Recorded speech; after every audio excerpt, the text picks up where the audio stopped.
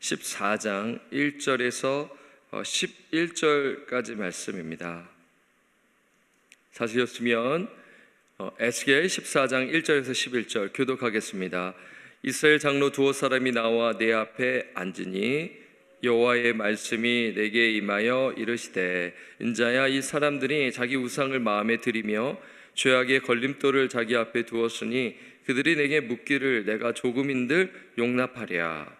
그런즉 너는 그들에게 말하여 이르라, 나 주 여호와가 말하노라. 이스라엘 족속 중에 그 우상을 마음에 들이며 죄악의 걸림돌을 자기 앞에 두고 선지자에게로 가는 모든 자에게 나 여호와가 그 우상의 수요대로 보응하리니, 이는 이스라엘 족속이 다 그 우상으로 말미암아 나를 배반하였으므로 내가 그들이 마음 먹은 대로 그들을 잡으려 함이라. 그런즉 너는 이스라엘 족속에게 이르기를, 주 여호와의 말씀에 너희는 마음을 돌이켜 우상을 떠나고 얼굴을 돌려 모든 가증한 것을 떠나라. 이스라엘 족속과 이스라엘 가운데 거류하는 외국인 중에 누구든지 나를 떠나고 자기 우상을 마음에 들이며 죄악의 걸림돌을 자기 앞에 두고 자기를 위하여 내게 묻고자 하여 선지자에게 가는 모든 자에게는 나 여호와가 친히 응답하여 그 사람을 대적하여 그들을 놀라움과 표징과 속담거리가 되게 하여 내 백성 가운데서 끊으리니 내가 여호와인 줄을 너희가 알리라. 만일 선지자가 유혹을 받고 말을 하면 나 여호와가 그 선지자를 유혹을 받게 하였거니와 내가 손을 펴서 내가 내 백성 이스라엘 가운데서 그를 멸할 것이라. 선지자의 죄악과 그에게 묻는 자의 죄악이 같은즉 각각 자기의 죄악을 담당하리니. 함께 읽겠습니다. 이는 이스라엘 족속이 다시는 미혹되어 나를 떠나지 아니하게 하며 다시는 모든 죄로 스스로 더럽히지 아니하게 하여 그들을 내 백성으로 삼고 나는 그들의 하나님이 되려 함이라. 주 여호와의 말씀이니라. 아멘. 오늘 본문 1절 말씀을 보니 이스라엘 장로들 가운데 몇 사람이 에스겔을 방문하는 것입니다. 여기서 이제 장로들은 어떤 장로이냐면 이 포로 생활하는 장로들입니다. 그들은 왜 에스겔에게 찾아왔을까요? 두 가지가 궁금했을 것으로 생각할 수가 있어요. 첫 번째는 앞으로 남유다는 어떻게 될 것인가. 이미 수차례 에스겔이 또 예언을 했기에 그래도 이 에스겔이 또 말하는 말씀을 보니 참 선지자인 것 같고, 그래서 궁금해서 이렇게 눈도 부르러 온 것으로 생각할 수 있고요. 두 번째는 자신들의 이 포로 기간은 어느 정도 될 것인가 라는 궁금함이 있었을 것으로 생각합니다. 그러니까 한마디로 이 장로들은 이 에스겔을 통해서 하나님의 뜻을 알고 싶었어요. 자, 여기까지 이렇게 보게 되면 이 장로들은 참으로 경건한 사람으로 보일 수가 있어요. 이렇게 또 와서 하나님의 뜻을 물으러 오니 참 이 사람 참 경건하다. 하지만 오늘 이 말씀을 이렇게 읽어보니까 그렇지 않음을 볼 수가 있겠죠. 3절을 보면 알 수가 있습니다. 3절을 보니 이렇게 말씀하죠. 제가 읽겠습니다. 인자야, 이 사람들이 자기 우상을 마음에 들이며 죄악의 걸림돌을 자기 앞에 두었으니 그들이 내게 묻기를 내가 조금인들 용납하랴. 여기서 인자는 에스겔입니다. 그리고 이 사람들은 장로들이죠. 그런데 이들은 어떤 자들인가요? 오늘 3절에 보니까 자기 우상을 마음에 들이는 자들이라고 했습니다. 그래서 죄악의 걸림돌을 자기 앞에 둔 자들이죠. 그러니까 이들은 우상 숭배자들임을 하나님께서 말씀하시는 것이에요. 자, 여러분 보세요. 지금 이 장로들은 이 남유다에 있는 자들이 아니죠. 어디에 있는 거죠? 바벨론에 있는 자들인 것입니다. 에스겔을 계속 묵상하면 20장에도 이 부분을 또 볼 수가 있는데, 이 이스라엘 백성들이 이제 포로로 이제 끌려왔잖아요. 이 바벨론을 딱 봤더니 와, 너무 놀라운 거예요. 왜 그러냐면 이 바벨론은 이제 미국처럼 패권 국가였잖아요. 이 아수르를 무너뜨리고 이제 강대국 아수르 제국을 무너뜨린 나라가 이 바벨론 아니겠습니까? 이 바벨론 하면 여러분 이제 뭐 유튜브에 치면 옛날에 그런 정말 찬란한 그 문명을 볼 수가 있잖아요. 그래서 이스라엘 백성들이 와, 이렇게 풍요로운 나라가 있는가? 이들의 그런 권력과 힘을 보고 또한 인상적인 건축물을 보고 놀란 거죠. 그리고 이 바벨론은 수많은 신을 섬긴 다신교의 나라였어요. 그래서 이렇게 풍요로우니까 와, 이 신들 이거 대단한 신들이 아니야? 라는 섬길 만한 가치가 있는 것이 아닌가라는 것을 생각한 것이에요. 누가요? 이 포로민들 가운데요. 항상 어디에 있든지 이 우상들이 있는 것이에요. 그러니까 이 장로들은 포로 생활하면서도 그 마음에 하나님을 배격한 것은 아닙니다. 그러니까 그들 마음에는 하나님을 섬기고 하나님 필요하다는 것을 갖고 있었지만 한편에는 그 마음속에는 다른 신을 두고 있는 것이죠. 그러면서 하나님께 물을 온 것입니다. 그들은 하나님을 믿으면서 우상도 겸하며 섬긴 자들이라는 것이에요. 그렇잖아요. 에스겔을 찾아온 것은 에스겔에 믿는 하나님을 나름 믿고 있었음을 볼 수가 있잖아요. 그런데 그 한편에는 다른 한쪽에는 뭐예요? 우상도 섬기고 있음을 보여주고 있는 것이에요. 이것을 지금 하나님께서 말씀하는 거죠. 그런데 이러한 모습이 오늘날도 동일하지 않습니까? 우리가 예수를 믿지만 우리 역시도 깨어있지 아니하면 하나님도 섬기고 내가 의지하는 것, 내 마음속에 내가 하나님보다 신뢰하는 것을 놓이게 되면 우상을 할 수가 있게 되는 것이죠. 여러분 잘 아실 거예요. 오늘날 우리가 사는 이 미국에서는 보이는 우상보다 보이지 않는 우상이 더 많잖아요. 뭐 여러 가지가 있겠죠. 여러 가지가 있을 거예요. 그 중에 뭐 이렇게 소개하자면 성공입니다. 성공. 물론 성공은 필요하죠. 우리의 삶 속에 그 성공을 통해 하나님께 영광 돌린다라는 목표 속에 성공은 필요합니다. 그러나 이 성공을 하나님보다 앞세운다면 그 성공 역시 우상이 될 수가 있는 것입니다. 나의 성취, 나의 성공, 업계의 인정 뭐 등등, 이것이 하나님보다 우선시 되는 경우 그게 우상이 될 수 있는 것이죠. 어떤 이는 자아를 우상 숭배합니다. 자아, 그렇죠? 자아 숭배 들어보셨나요? 나를 높이는 거죠. 나의 감정, 나의 생각, 나의 경험, 이것이 중요하다. 이러면서 하나님의 뜻보다는 나의 자아를 앞세우면서 나아가는 것이죠. 여러분, 그것이 우상이 될 수가 있는 것입니다. 그런데 문제는 하나님과 우상을 겸하여 섬길 수가 없죠. 마태복음 6장 24절에 한 사람이 두 주인을 섬기지 못할 것이니 혹 이를 미워하고 저를 사랑하거나 혹 이를 중히 여기고 저를 경히 여김이라. 너희가 하나님과 재물을 겸하여 섬기지 못하느니라. 오늘 본문에 소개된 장로들은 하나님과 우상을 겸하여 섬긴 우상 숭배자였음을 보게 되는 것이죠. 이것을 아신 하나님은 에스겔에게 이렇게 말씀하시는 것이에요. 내가 과연 이런 사람에게 질문을 받을 수가 있겠느냐? 내가 조금인들 용납하랴. 대답하지 않겠다.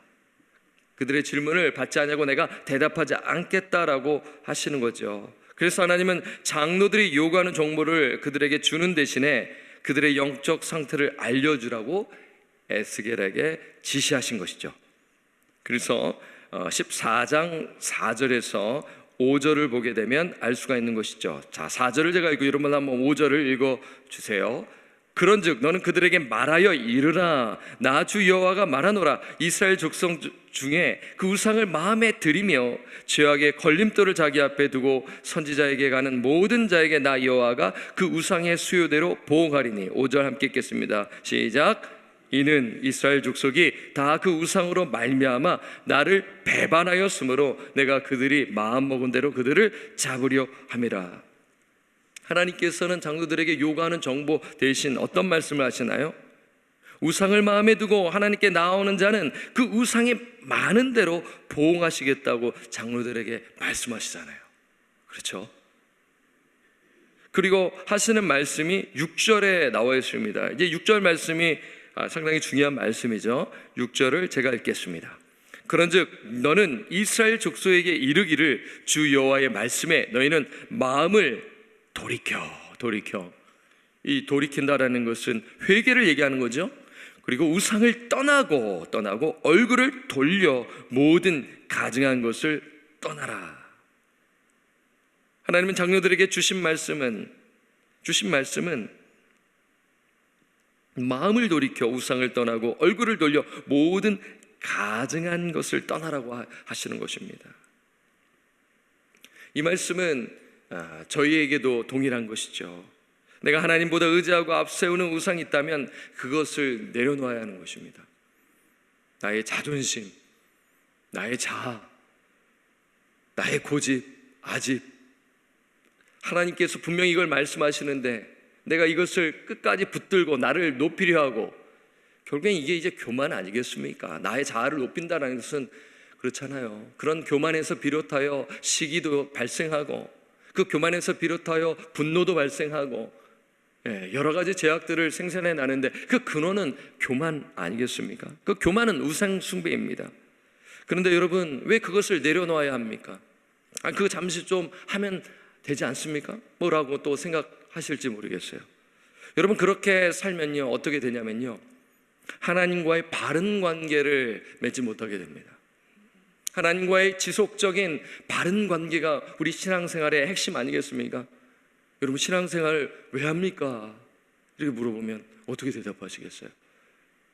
그것은 하나님과의 올바른 관계, 날마다 하나님과의 지속적인 친밀한 관계가 신앙생활의 핵심이잖아요. 그러니까 우상을 가까이 두게 되는 순간 그것을 버리지 아니하고 계속 두면은 하나님과의 친밀한 관계를 갖지 못하게 돼요. 형식만 남게 됩니다. 예배는 드리지만, 또 저 역시 말씀은 선포하지만 형식만 있는 것이에요. 삶의 변화는 없는 것입니다. 그래서 요한 1서 5장 21절에 이렇게 마무리하는 것이죠.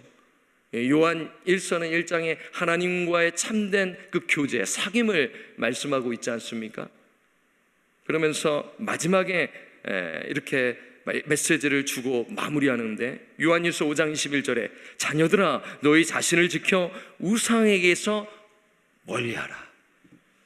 하나님과의 그 교제를 풍성히 누리려면, 풍성한 삶을 누리려면 우상을 멀리하라고 이야기하고 있는 것이죠.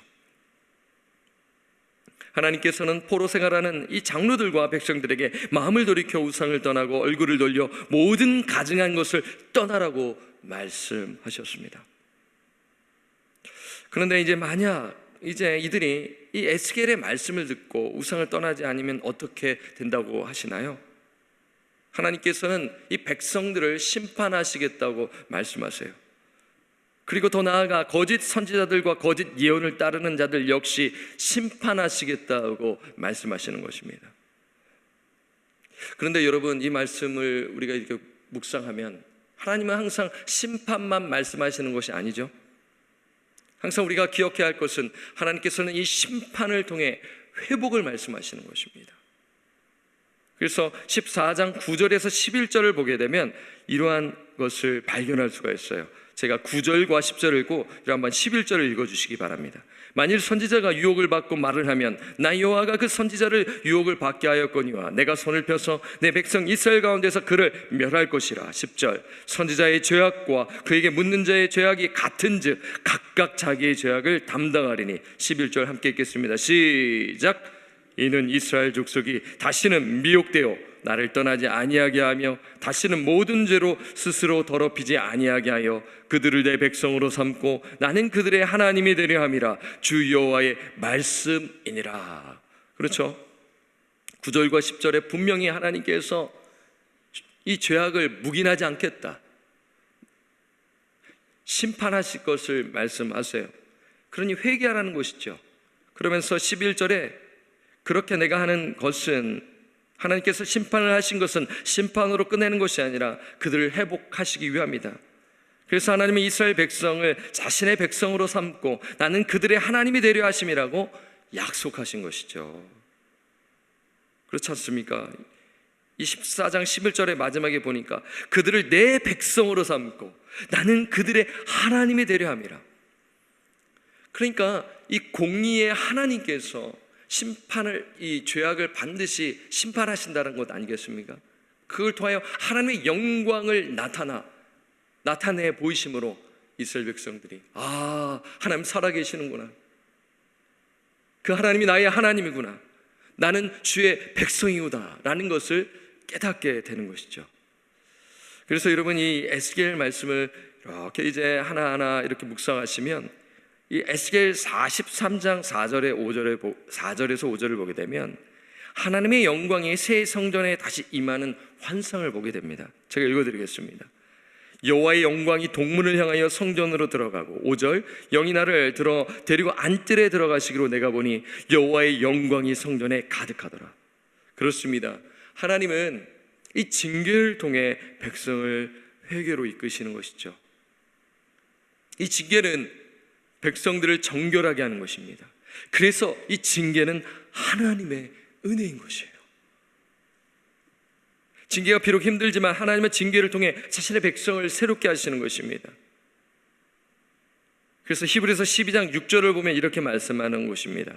주께서 그 사랑하시는 자를 징계하시고 그가 받아들이시는 아들마다 채찍질하심이라 하였으니.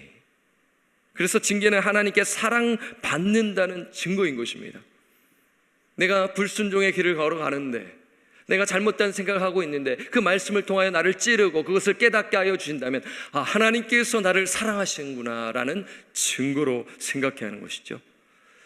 말씀을 맺습니다. 오늘 우상 숭배하는 그런 자들과 또한 우상 숭배에 따른 하나님의 심판의 메시지를 보았습니다. 우리 사랑하는 성도 여러분, 혹시 내 마음에 우상이 있나요? 그렇다면 우리는 회개해야 할 것입니다. 왜 그렇습니까? 하나님과의 친밀한 교제를 위해서입니다. 하나님과의 친밀한 동행을 위해서인 것이죠. 참된 예배를 드리기 위함인 것입니다. 오늘 이 말씀을 잘 또 묵상하시면서 내가 만든 신, 내가 만든 우상을 내려놓고 참 하나님만 섬기시는 저와 우리 성도님들 되시기를 주님의 이름으로 간절히 부탁드리고 축원합니다. 아멘. 기도하겠습니다. 하나님 아버지, 감사합니다. 오늘 에스겔 14장 1절에서 11절 말씀을 통하여 우리에게 말씀하여 주심에 감사합니다. 오늘 이 말씀을 마음에 새기게 하시고 혹시 우리 마음에 하나님보다 의지하고 하나님보다 사랑하는 그 우상이 있다면 그것을 회개하며 그것을 내려놓으며 주님과의 친밀한 교제를 누리는 저희들 되게 하여 주옵소서. 하나님, 우상은 너무나 많이 있습니다.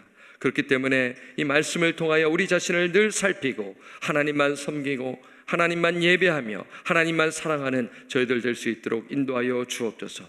그래서 하나님의 역사와 하나님께서 행하신 일들을 보게 하시고 나의 섬김과 나의 헌신을 통하여 또 잃어버린 영혼들을 위해 복음을 전하고 하나님의 그 통치와 하나님의 그 주권적 섭리가 우리 주변에 있는 사람들에게 임하도록 우리가 늘 정결한 삶을 살아가도록 성령님 인도하시고 은혜 베풀어 주옵소서. 모든 영광과 천성을 오직 하나님께 돌려엎고 우리를 죄로부터 구원하여 주신 존귀하신 우리 구주 예수 그리스도의 이름으로 간절히 기도드립니다. 아멘. 하늘에 계신 우리 아버지여, 이름이 거룩히 여김을 받으시오며 나라가 임하시오며 뜻이 하늘에서 이루어진 것 같이 땅에서도 이루어지이다. 오늘 우리에게 일용할 양식을 주시옵고 우리가 우리에게 죄 지은 자를 사하여 준 것 같이 우리 죄를 사하여 주시옵고 우리를 시험에 들게 하지 마시옵고 다만 악에서 구하시옵소서. 나라와 권세와 영광이 아버지께 영원히 있사옵나이다. 아멘. 여러분의 기도의 자리로 나아가시도록 하겠습니다.